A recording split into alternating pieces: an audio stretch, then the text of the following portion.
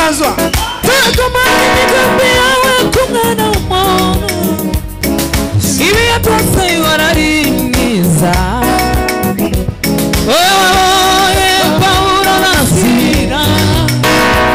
wabonye agahinda kaya besi wasuye umwana wa